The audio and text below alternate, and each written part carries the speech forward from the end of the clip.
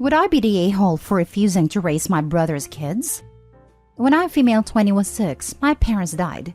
And since my brother Alan was of age at 19, he became a legal guardian. He dumped me at a foster home a couple of months after the funeral and disappeared. And that's where I stayed until my aunt found me. He didn't bother reaching out until one day when I was 9, when he brought his 2-year-old daughter to my aunt's house and disappeared again. I'm very close with her. She knows I'm her aunt, but we consider each other sisters. When I turned 18, I got access to my trust. I also got a house in Amsterdam, which is where I was born and raised until my parents passed. I traveled to see the house in mid-2022 and I loved it, so I decided to move back there. I didn't want to be separated from Mia, my niece/sister, female 13, so I moved with my whole family, Mia, aunt, and uncle. My brother found out I'm back in Amsterdam. He is now poor as he spent all his money on stupid things. He has been reaching out nonstop asking for money, but I ignored him. Then he came to my house with his wife and 3 children. My brother says it's mean of me to only take care of one of his children and not the rest. I told him to get a job, but he said he has a criminal record and his wife is disabled. He wants a monthly allowance to support his family and to share the house with them as they live poorly.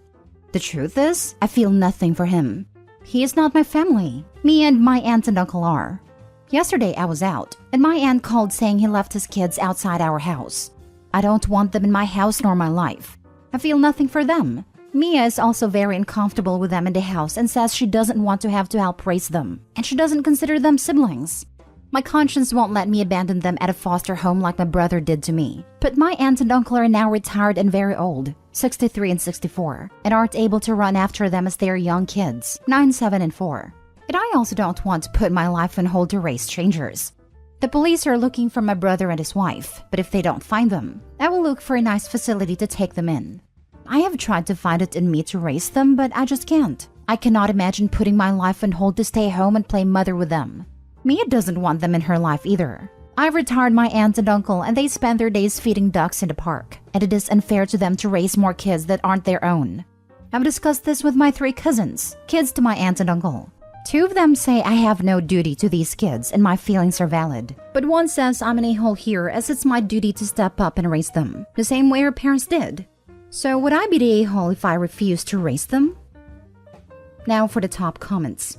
You're barely an adult with 1 kid already. I don't think you'll be the a-hole. Your brother is for sure. Especially if she cares for the children. He will just pop out more children and bring them to her. This will never stop. They aren't her responsibility, and she will just resent them since she was forced to care for them in this way by someone she doesn't even have any family bonds anymore. Not the a-hole, and OP, please call the police if you ever hear from your brother. Maybe give him a "I will give you money," but just if you meet with me one last time to talk, and then if he falls for it, inform the police about it. Not the a-hole. Your aunt and uncle raised his first kid. You didn't agree with raising 3 kids. As for your cousin who is telling you to raise them, ask that cousin if she would raise them with you. I guarantee she will refuse. However, you, Mia, aunt, and uncle should make an effort to be a regular part of their life and be a support system. But it is understandable to not want to / be able to be guardians for any reason. I've decided I will be a part of their life. Mia said absolutely not, but she's still young and might change her mind. I don't want these kids growing up knowing they had family who could have been there for them and weren't. If my aunt never tracked down my brother and forced him to tell her where he left me, who knows where my life would be? But I'm 20. I'm in uni. I'm taking care of the people who took care of me, and I have a teen who's about to enter that rebellious phase. I can't handle them too, and it's tearing me apart. I can afford to set aside some money for them, and I'll try and visit them monthly, wherever they end up. Maybe when I'm older and have settled down more, I'll bring them in. As for now, I'll settle with them perhaps being in a group home where I can visit them, or take them out during the day. I can only hope when they get older they'd understand. Next story. Am I the a-hole for grounding my daughter for leaving her sister with a neighbor? I'm the single mom of 3 kids, Polly 16 female, Trevor 12 male, and Cassie 8 female. I have little to no support. Their father left after Cassie was born, no family nearby, etc. I have 2 sitters that I can call on as needed, and I use them before I'd ever ask Polly for help as I don't want her missing out on her teenage years. Before this incident, I only ever asked her to babysit once because I had no one else, and I paid her $15 per hour, above minimum wage at a time. This past Saturday, Polly was due to hang out with some friends. For a couple of days, Trevor was ill but testing negative for COVID. That day, he spiked a very high fever, and I had to take him to the ER. I asked Polly to watch Cassie as the sitters weren't responding. I apologized that she'd have to miss out on time with friends, but said I'd pay her and she could even have her friends over our place. Polly pitched a fit and asked why I couldn't send Cassie to the neighbors. We don't know them. They moved in last month and outside waving when we got our mail. I don't have a relationship with them. Polly was irritated, but I told her I'd pay her $18 per hour and that I had to go. I take Trevor to the ER and we have to wait a bit. Polly kept asking if the sitters responded and they hadn't. Eventually, it was our time to be seen, so I told Polly I'd be out of reach for a bit. Turns out, Trevor had a bad case of RSV, and due to pre-existing health problems, had to be admitted for the night. I was terrified.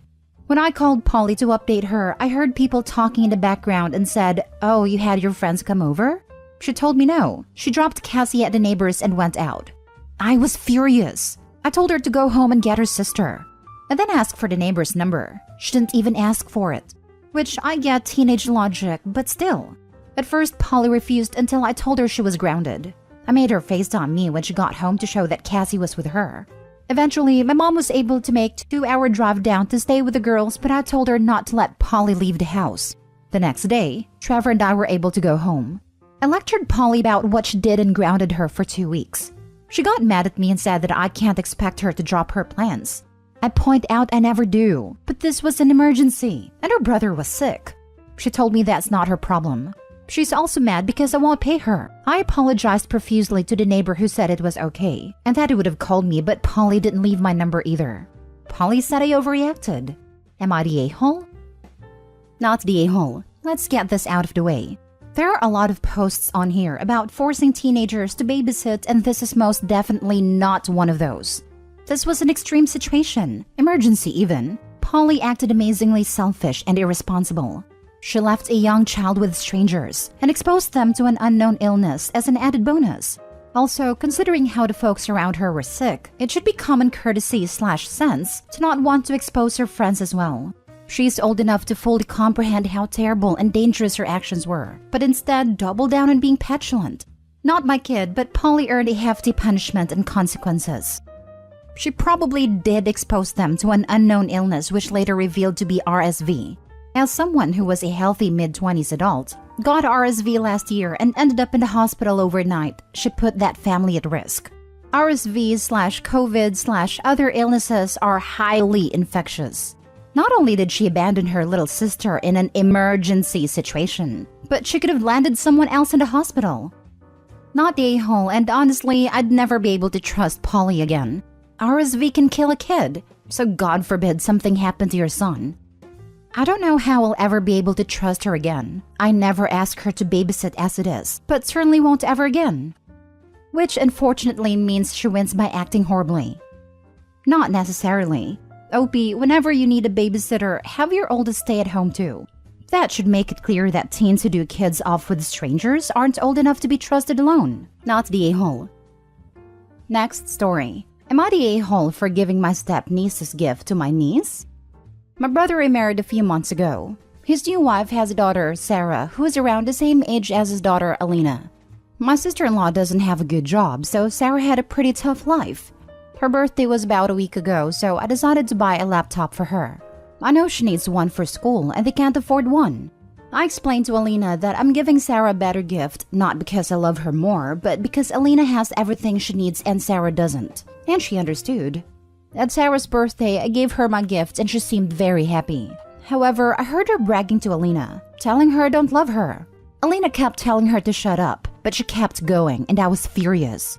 I asked Sarah to give the gift back and gave it to Alina. Her laptop was 3 years old, so she could use a new one. I told my brother that he doesn't dare take this away from my niece, and if he does, then he'd better remember to never ask me for any financial help again, which he does regularly. My sister-in-law got extremely angry and called me an a-hole and said I ruined her daughter's birthday. I told her her daughter ruined her own birthday and this punishment is well-deserved. I will never sit here and watch someone bully my niece. My sister-in-law and her daughter think I'm an a-hole, and I believe my brother agrees with them, but he doesn't say anything.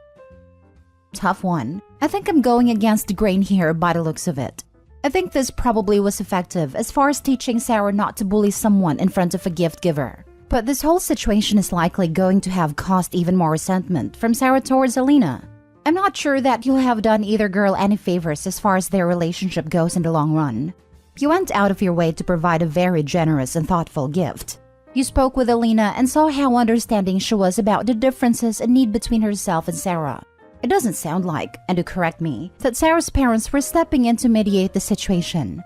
Your gift was used by Sarah as a tool for bullying, saying Opie doesn't love you and the laptop symbolizes that.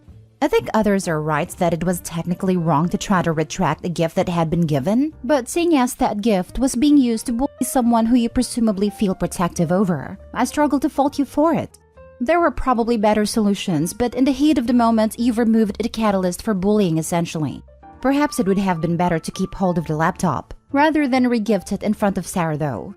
How old are your nieces? It sounds like they're of an age when they would understand the gravity of their words. I'm going to go not the a-hole for now, but curious to read more of the other perspectives here. Sarah has some important lessons to learn. Her brother and his wife must help her if they're incompetent parents. Maybe she made a mistake giving it to Alina. She wouldn't have caused any girl-on-girl jealousy if she came back, but it's done. Not the a-hole. It's appalling that Sarah isn't grateful and realized how lucky she is to have a new aunt who cares enough to buy her an expensive gift. The bragging just made it worse. Don't gift her anything good until she's learned her lesson, Opie. A lot of YTAs here. That's crazy. Didn't realize that just because her brother got married, she's just supposed to automatically care about these people. She gave the girl a gift. The girl then rubbed the gift in her niece's face to the point of tears. She then took back the gift and gave it to niece. Because why on earth would you want a boy to have a new gift from her? Not the a-hole, Opie. In all honesty, my real niece seems kind of cold, but also is true. You don't have to have a familial connection to in-laws, because that's what they are, in-laws. As in the only thing making you even remotely related is the law. Last story. Am I the a-hole for telling my brother's wife that she is a stuck-up witch? Context. This involves me, 25, my brother 32 male and his wife 27 female. When my brother met his wife 5 years back, all of us were very welcoming. But soon, it was clear that she wasn't at all interested in being part of the family. Over the past 5 years, she's come to our family get-together like 6 to 7 times. It's always either my brother alone or my brother and my niece, 3 female. Initially, I would try to make plans with her, but she'd always reject it by saying that she doesn't go out much or that she doesn't like shopping or whatever. On a handful of occasions that she's attended our family gatherings, she's been very reserved and quiet, giving one-word answers, or just smiling whenever someone tries to strike up a conversation. Mostly, she makes some excuse and just doesn't show up. Because of this, my brother has also stopped attending the family gatherings as much as before. My parents are very disappointed with this, and my brother's absence makes them visibly upset. I've asked my brother about it and has always maintained that sister-in-law is very introverted and has social anxiety, and that is not gonna force her into doing something she doesn't like. Next week is our dad's 70th birthday, and of course my brother and his family are invited. This is supposed to be a grand event with all of our extended family going on a weekend trip. But yesterday, sister-in-law texted me saying that she won't be coming for the trip. The conversation went something like this. Sister-in-law, hey, I'm so sorry, but something urgent has come up and I won't be able to attend the event. Is it gonna be only your brother? Me, at least niece is coming, right? Sister-in-law, oh, I would love for her to attend, but she's saying that she won't attend without me. Me, then why don't you stop being a stuck-up witch for once and attend the event, since it would mean a lot to my dad if the entire family was there. Sister-in-law didn't respond after that. Few minutes later, I got a call from my brother and he was furious. He said that the way I talked to his wife was very disrespectful and that he will not be coming for the trip until I apologize. I refused to apologize because I felt this was long overdue. So now brother isn't coming for the trip. My dad thinks I should apologize, but my mom thinks I did the right thing. Am I the a-hole? You're the a-hole. Maybe your sister-in-law doesn't want to hang out with you because you suck. For real. I'm sure sister-in-law gets vibes that they all hate her. I think it's hilarious that Opie posted this thinking they were in the right. Entitled, Narcissistic People Always Think That Way. Info, where was she acting stuck up? Because I don't see it anywhere in this post. She wasn't. I'm pretty sure Opie and her family think she's stuck up because she isn't comfortable hanging out with them. You're the a-hole. As your brother said, his wife has social anxiety. You've now further alienated her by calling her a stuck-up witch. I sure as hell wouldn't want to go to a family gathering after being called that. This. Social anxiety can make it difficult to do necessary things like hold down a job, go grocery shopping, or even send texts or emails. If sister-in-law is expending her energy and trying to live her life and function enough to take care of her family and herself, I'm not at all surprised that she can't attend demanding family events. It's a matter of unable, not unwilling.